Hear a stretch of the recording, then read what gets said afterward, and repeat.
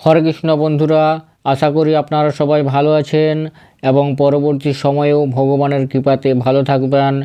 আজকে আমি কাঁচকলার খুব সুন্দর একটা রেসিপি নিয়ে আপনাদের সামনে হাজির হয়েছি। আপনারা ভিডিওটা শেষ পর্যন্ত দেখতে থাকুন এবং সুন্দর সুন্দর রেসিপি পাওয়ার জন্য আমার চ্যানেলটি সাবস্ক্রাইব করে বেল আইকন টিপে নোটিফিকেশান অন করে রাখুন ভিডিও সবার আগে পাওয়ার জন্য। হরে কৃষ্ণ।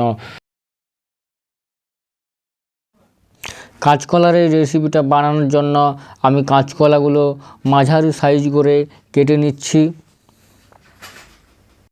দেখতে পাচ্ছেন আমি কিভাবে কাঁচকলাগুলো মাঝারি সাইজ করে কেটে নিয়েছি। এইভাবে আপনারাও মাঝারি সাইজ করে কাঁচকলাগুলো কেটে নেবেন, খুব বেশি বড়ও না এবং খুব বেশি ছোটও না। কাঁচকলার এই রেসিপিটা বানানোর জন্য আমি একটা বড় সাইজের টমেটো কুচি করে নিয়েছি, আর নিয়েছি আদা বাটা সামান্য পরিমাণ, কাঁচা লঙ্কা বাটা নিয়েছি, আর নিয়েছি এখানে সরষে বাটা, আর সামান্য পরিমাণ একটু ধনিয়া পাতা নিয়েছি।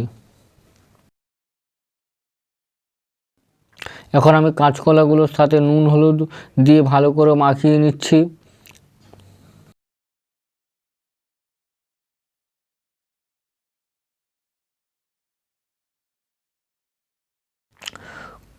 কড়াইয়ে তেল দিয়ে দিচ্ছি, পরিমাণ মতো তেল দিয়ে দিচ্ছি কাঁচকলাগুলো ভাজার জন্য। এখন কাঁচকলাগুলো আমি ভেজে নিচ্ছি। কাঁচকলাগুলো ভালো করে ভেজে নেবেন। আমি এটা প্রায় ঢাকা দিয়ে 3 থেকে 3.5 মিনিটের মতন ঢাকা দিয়ে আমি এটা ভালোভাবে ভেজে নিচ্ছি।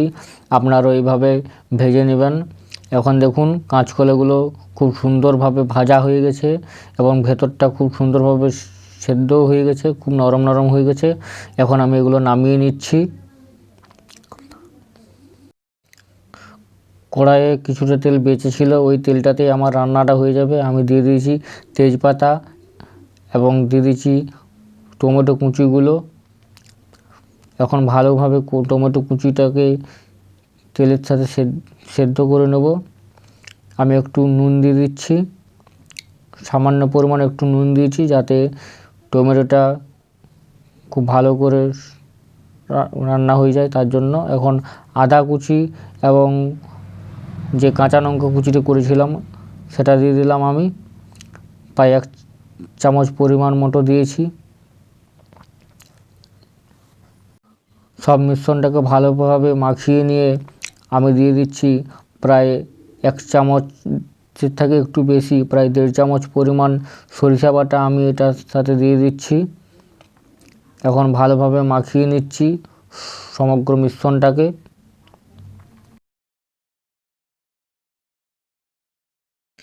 এখন আমি 1 চামচ পরিমাণ হলুদ গুঁড়ো দিয়ে সামান্য পরিমাণ একটু জল দিয়ে দিচ্ছি যাতে মশলাটা পুড়ে না যায়।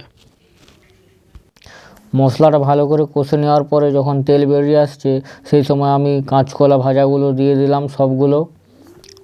এখন আমি ভালোভাবে মশলাটার সাথে কাঁচকলাগুলোকে কষে নিচ্ছি। তারপরে দিয়ে দিচ্ছি ধনিয়া পাতা, সামান্য পরিমাণ ধনিয়া পাতা দিয়ে দিচ্ছি। ধনিয়া পাতাটা ভালো করে সমগ্র মিশ্রণের সাথে মিশিয়ে নেওয়ার পর আমি প্রায় 1 বাটি পরিমাণ জল দিয়ে দিচ্ছি।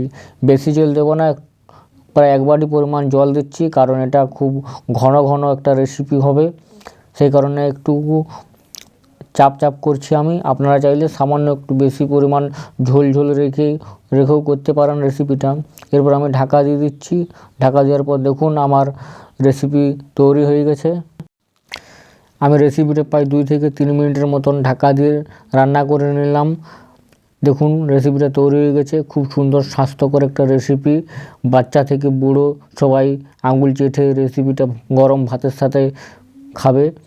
তো আপনারা যদি রেসিপিটা ভালো লেগে থাকে তো আমার চ্যানেলটি সাবস্ক্রাইব করে নোটিফিকেশন অল করে রাখবেন ভিডিও সবার আগে পাওয়ার জন্য।